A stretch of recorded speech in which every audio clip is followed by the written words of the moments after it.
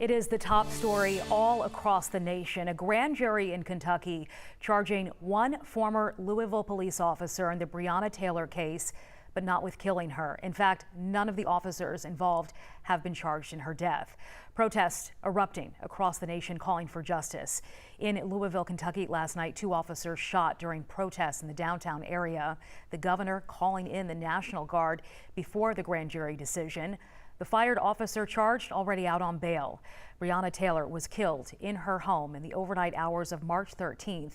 Police executing a no-knock warrant breaking down her door. The Attorney General saying yesterday the warrant was not served as a no-knock warrant and that officers did knock before entering her apartment. Nick Sturdivant joining us live now outside the state capitol where protesters gathered late into the night. And Nick, a lot of the emotions being felt in Kentucky are being echoed right here in Atlanta.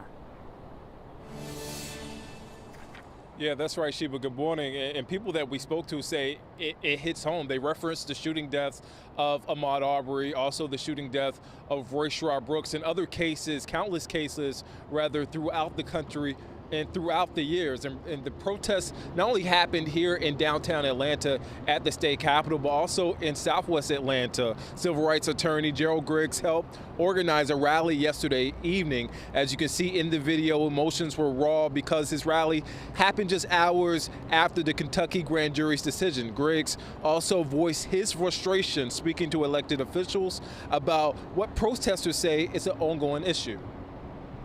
But we want them to understand that we are tired of having to have the same conversation with them over and over and over again. You just feel a little landlocked, as though you just can't get past where we are right now so that we can truly experience that justice and equity.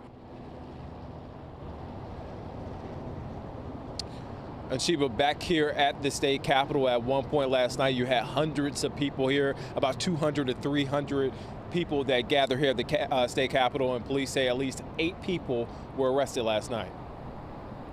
A heavy few hours here, Nick. Thank you.